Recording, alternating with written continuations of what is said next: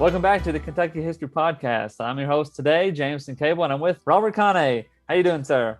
I'm doing great. Always good to join you, Jameson. I've had fun the other times I've been here, and I'm looking forward to talking about Louisville again. Yes, well, and to clarify, so we're recording this in August. We recorded once before already. That one probably won't come out until September. This one probably won't come out till October. I don't really know when you may be listening to this, but I hope you enjoy. All right, yeah, I was wondering when my other episode is going to come out. I've been checking the feed, so I'll be looking for it then. All right, excellent. Yeah, this one's going to be even better if you haven't heard the first one yet. It's going to blow you away. Absolutely. Tornadoes. We're going to talk about tornadoes, and more specifically, the tornado of Louisville in 1890. Now, to give you a little context, there's been a lot of tornadoes in Louisville. There's been a lot of tornadoes around the state. We're not Oklahoma or anything like that. Have you ever had a big experience with a tornado? Yeah. Let's see. I definitely have had like tornado scares. Let me ask you. So I live. I mean, this is something I like to talk about with you on the show, right? Is I live in a big urban area in Louisville, and we have a tornado siren. Do you have a tornado siren where you live? Well, in town, we probably do. However, we would not probably be able to hear it out here. And I guess if I lived more closer to town, I'd be able to hear it. But I'm sure that Crab Orchard does. Stanford definitely has. I know Mount Vernon has. But just like being out here, you're not going to hear it. Well, okay. So I don't know how the sirens work in Louisville, but like, I mean, the technology has gotten a lot better. Anybody who's seen the movie Twister knows about that from the mid 90s. But when I was a kid, so when I was growing up in like the early 90s, I feel like the tornado siren would go off like 3 times a year. And it would be really scary. We would have to go to our basement and like wait for it to be over. We'd have like the basement TV with the rabbit ears going to try to like find the news and see what was going on. See the weather guys that were like freaking out, talking about the tornado that's coming.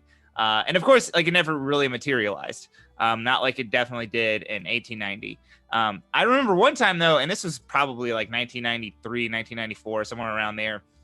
I was having a sleepover at a friend's house, and we were all asleep, and there was like five boys, and we had to go to this kid's basement, and it was like us and his parents, So that's one of my memories of a tornado. I've never seen one. I'm not like a storm chaser. I've seen them in pictures and stuff and all that kind of stuff. But yeah, most of my experience with tornadoes is hearing the sirens and going to the basement and being really afraid as a little kid. What about you? Any tornado experiences?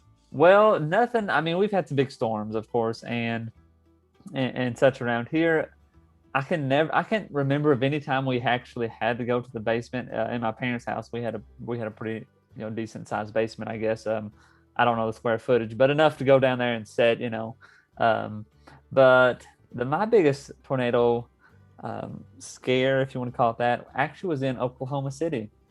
Well, that's where it will happen. That's for sure. So little backstory. I'm a 4-H land judging champion. I might have mentioned that before on the show. I always love to hear about what people did in 4-H. Obviously, I did not have the same sort of 4-H experience. I don't even think they had it in my high school, but I mean, parliamentarian or like, I don't know. You're getting them confused. Not FFA. This is 4-H. Oh, goodness. Okay, those are different things. Well, the 4-H is like the clover, right? With the 4-H is in the clover. Yeah. FFA just... It no longer stands for Future Farmers of America. It's just FFA nowadays, like, right? I don't think it actually stands for. Okay, all right. I do know that those are different. Okay. I'm not that big of an idiot. I have some rural cred a little bit, but I am sorry. I don't know which of it goes with which group. So 4-H is land judging. Well, you can actually FFA has land judging too, and stuff. There's a lot of similarities, I guess, but 4-H is more like, I guess, just community involvement. FFA is specific to high school. Middle school. There's some middle school FFAs too out there. Oh, really? Okay. So I'm a 4-H state champion land judger, and land judging is like judging the slope, the soil, that kind of stuff. Yeah. Wow. That's my big claim to fame as far as winning anything. I probably would not be too good at it now, but anyway, we won state, and so for state you go to Oklahoma to the nationals. So we went to Oklahoma City. We were downtown Oklahoma eating at this restaurant, and all of a sudden we start hearing these sirens going off. And the lights are blinking a little bit and this and that, and we're all kind of like, oh man, what's happening? Something's going on. Do you think it's a tornado? So our waitress comes over, and our guide, Tom Mills, shout out, he asks, he's like, what's going on? Is it a tornado or something? The guy's like, yeah, it's a tornado. And of course we're all like, whoa, what?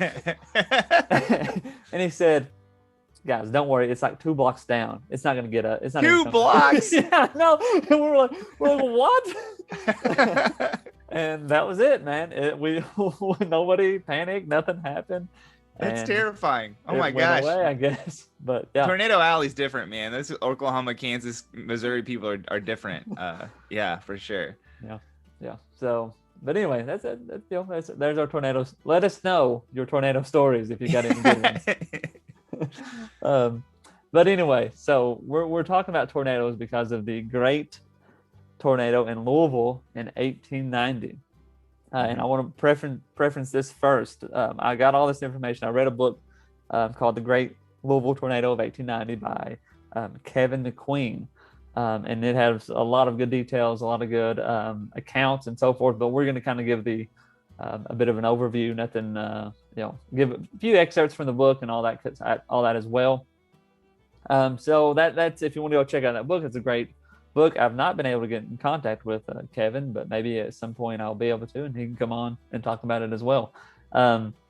Also, you can check out the Filson Historical Society, and I'll put a link to this in the description that Robert here found, and it has a lot of good information. It actually has a map.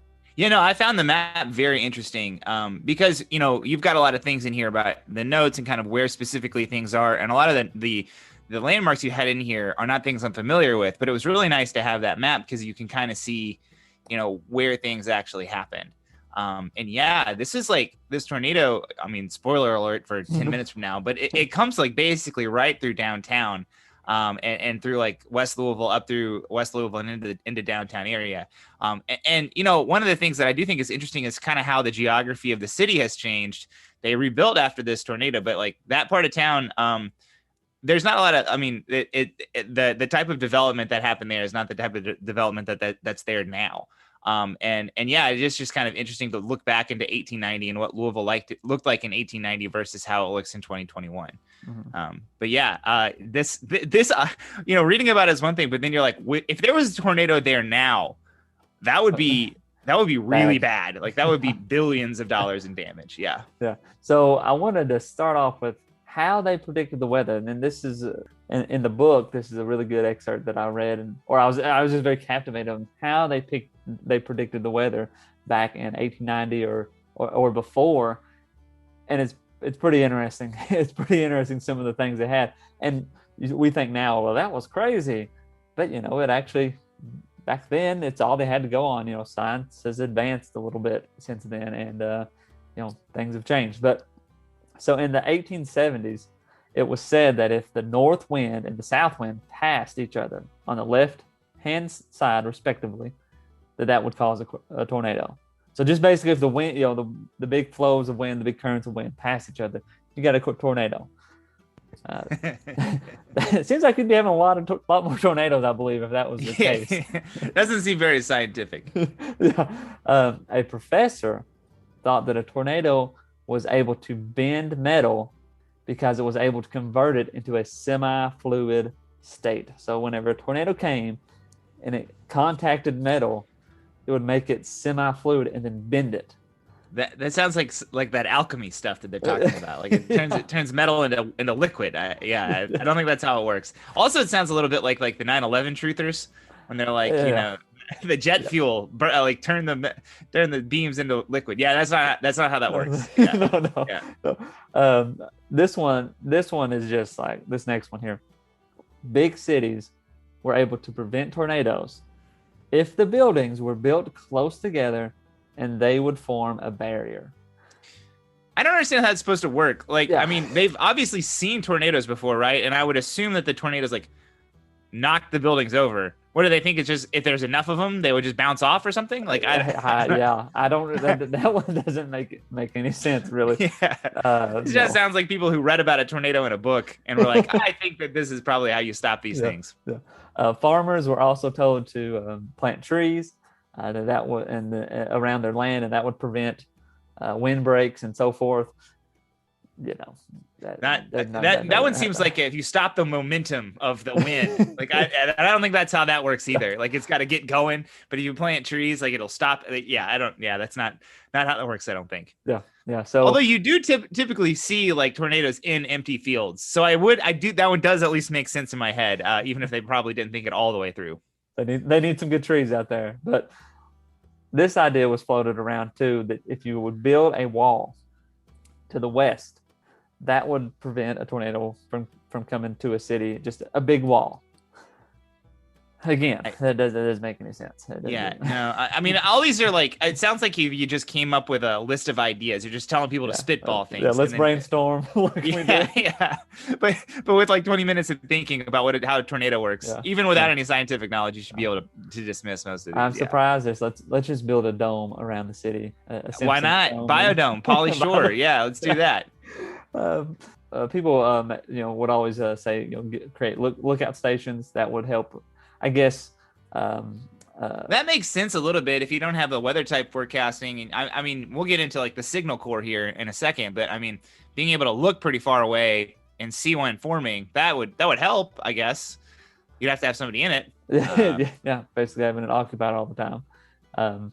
But tornadoes are pretty rare, so that would be pretty boring most of the time. Yeah.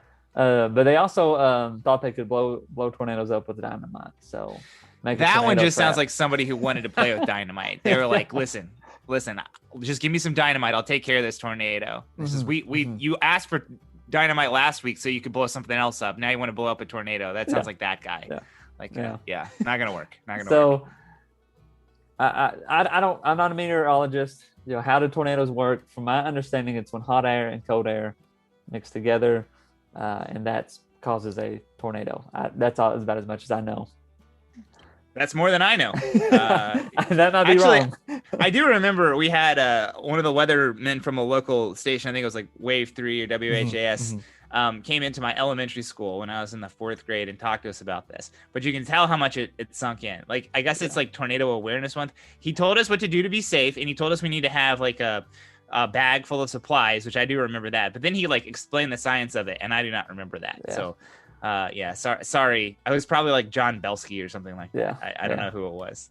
Yeah, we had the same situation, but I think that's what it was, but I don't know. Go ask a meteorologist if you want to know. But anyway, all states in the United States have experienced tornadoes for the most part. I guess I assume every state's probably had a tornado. Maybe not in like maybe New Mexico. New Mexico have tornadoes. I'm sure they're everywhere. There's a ton of flat land. The one I would be like interested in, it's like Hawaii. Because you do need some like land to like get going. You know what? We're starting to sound like the people who came up with ideas for the tornadoes. We don't know. Anyway, moving on. Kentucky's had a long history of tornadoes. Louisville has been hit with tornadoes before this tornado, but and the book actually talks about a whole bunch of tornadoes, and we could talk about each one of the tornadoes, but we won't. There's been a lot of tornadoes. There's the misconception that there's never a tornado in the mountains. Well, there's been plenty of tornadoes in the mountains, West Liberty, some places out there.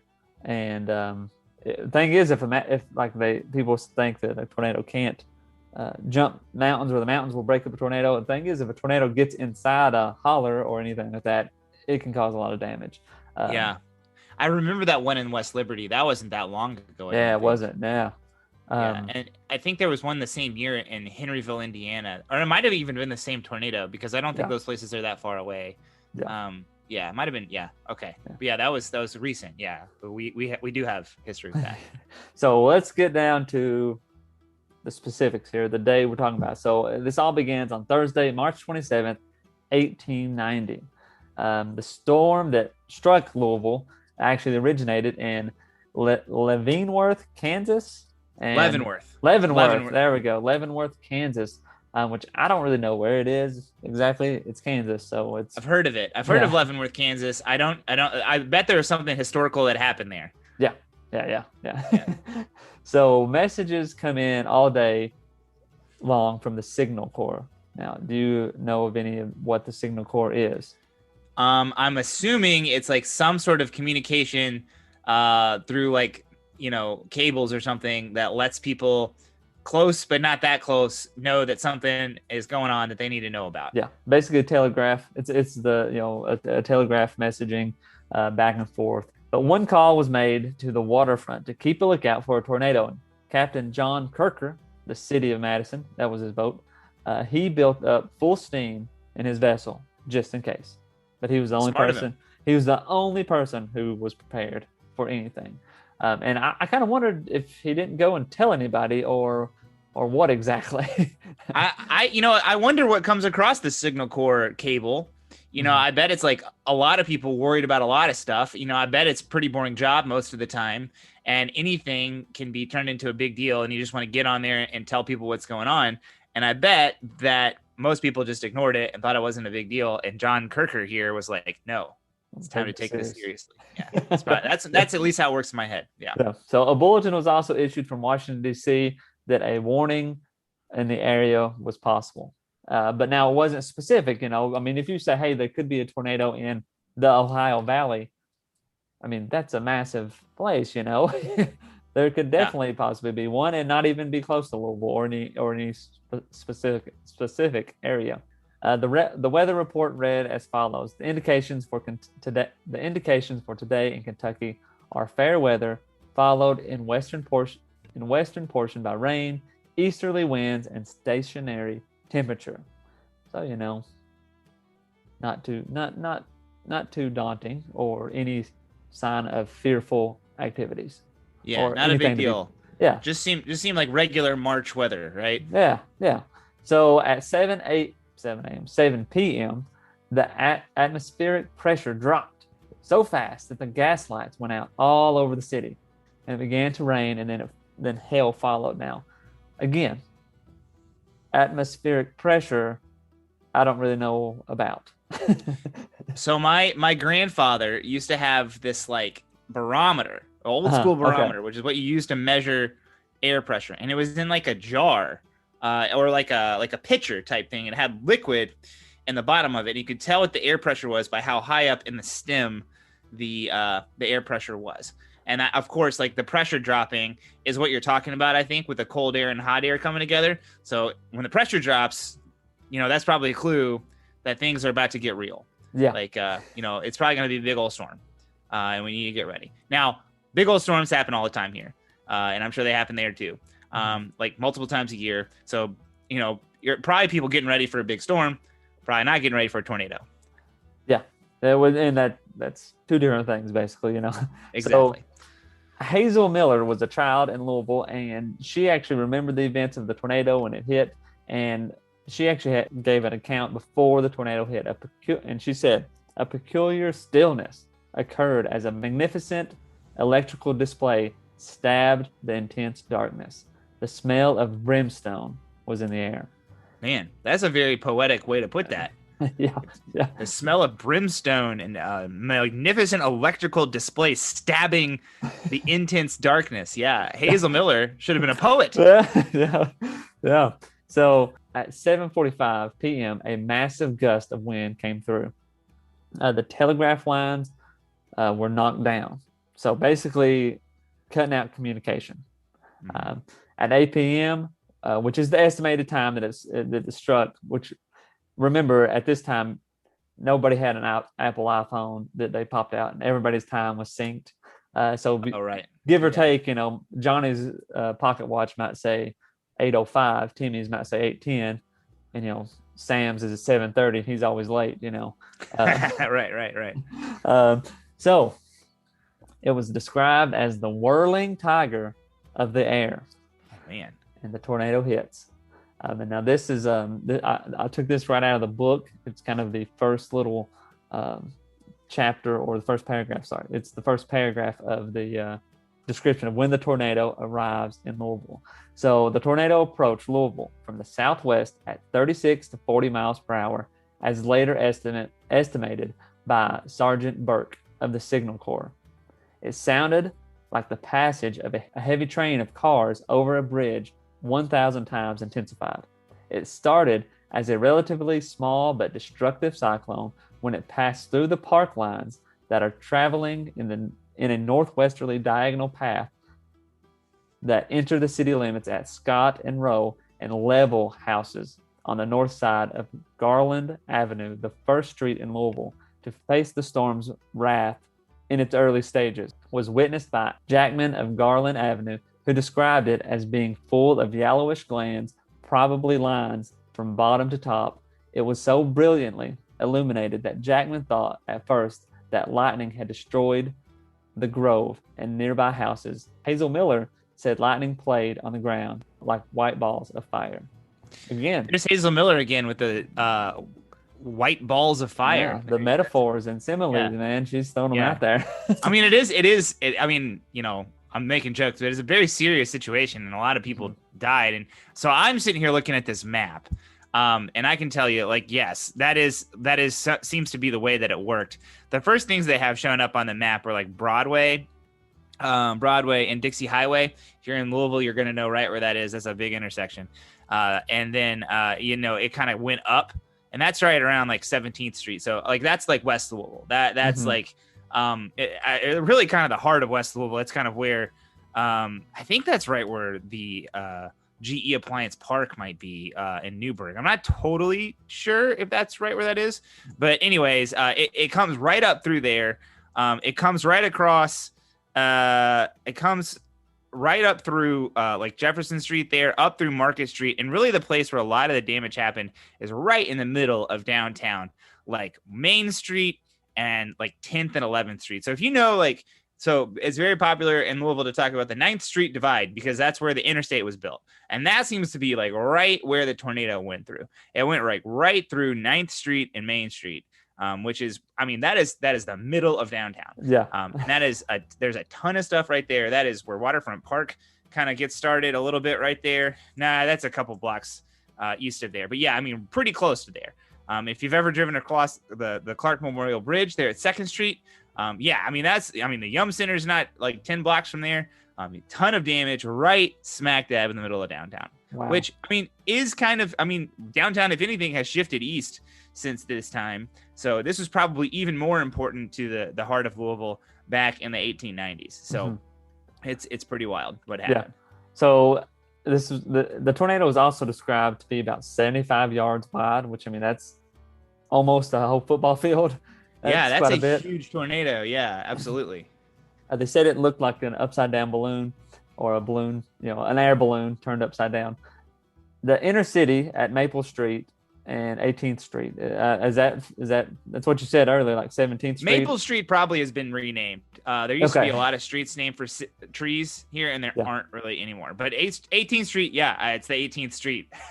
So yeah, that's like I said, kind of like the downtown, the touristy part of downtown ends at 9th Street. But if it's only like 9 more blocks, and if you've been in Louisville and been to the West End, like that's not too deep into it. We have 50 something streets, I think. So that's, I know right where that is. Mm-hmm.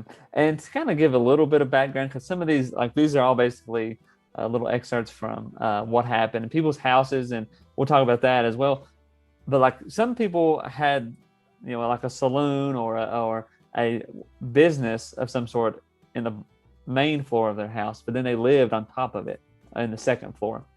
And that goes with this account right here. John Emmerich, his wife, and their 9 children, they lived in a 2-story frame house that was constructed of subpar material when the tornado struck.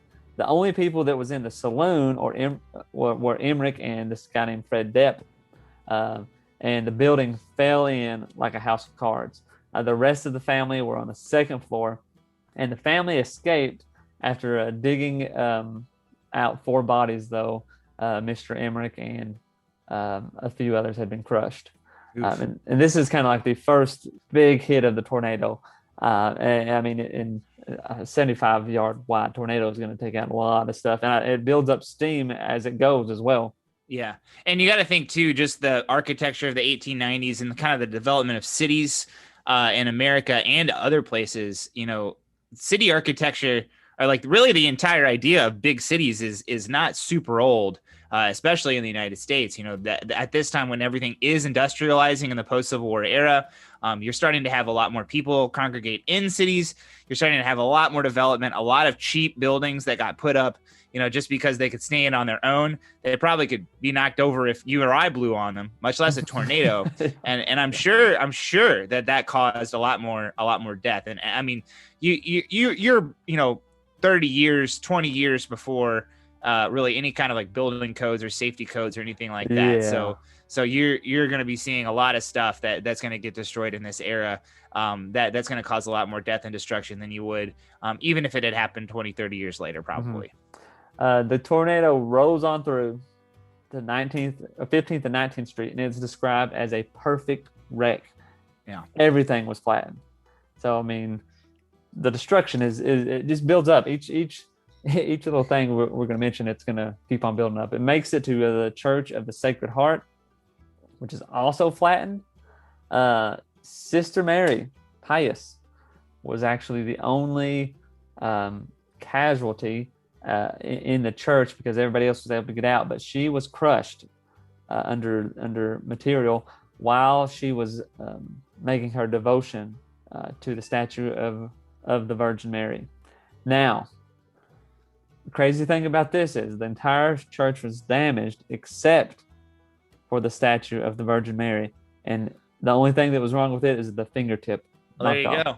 And I mean, I probably personally would have traded the statue for the life of poor Sister Mary Pius. But if you're going to save a statue in the Church of the Sacred Heart, I think, the Virgin Mary is probably a good one to save. That's probably the namesake of the whole place. So that's good. That's good, yeah, I guess. Yeah. The church had actually only been built like 5 years prior. And so that's another thing when you think about this stuff. Some of these places had just been built or weren't that old. When you have a growing city like this, it is destructive. A saloon on 16th Street was wiped out. 2 people were able to get out of the rubble. 3 were trapped in the rubble, but the rest of the people burned to death in the fire because you think tornado's going to blow all the wind. All the wind, how's a fire going to get going? But it happens all the time. Yeah. I mean, and this is kind of what I was mentioning before. Like, points of egress, there's rules, all kinds of rules about that these days. And not that long afterwards that you start having some building codes and regulations that start having that, probably the building material is something that is a lot more flammable than would have been allowed recently after that. So those are good examples of deaths that happened in this tornado in 1890 that afterwards likely wouldn't have happened. It's a real shame.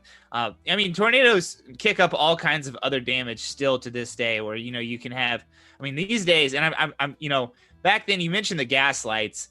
I don't think that there would have been any in 1890 in Louisville anywhere. That's what you get these days is a lot of electrical fires. But the gas lights, come to think of it, gas lights are even worse because that's just oil and fire. Like, those gas lights get blown places and they hit a building. Oh man, that'd go up in flames right away. Yeah. You got to think that there's probably all kinds of stuff like that, using a lot more fire for Stoves, heat. The heat, yeah. Yeah, absolutely. Now that I'm thinking about it, electricity makes it probably a lot safer than it is now. It's not surprising that things catch on fire in 1890. Yeah. So this is some, I would call it nature irony, I guess.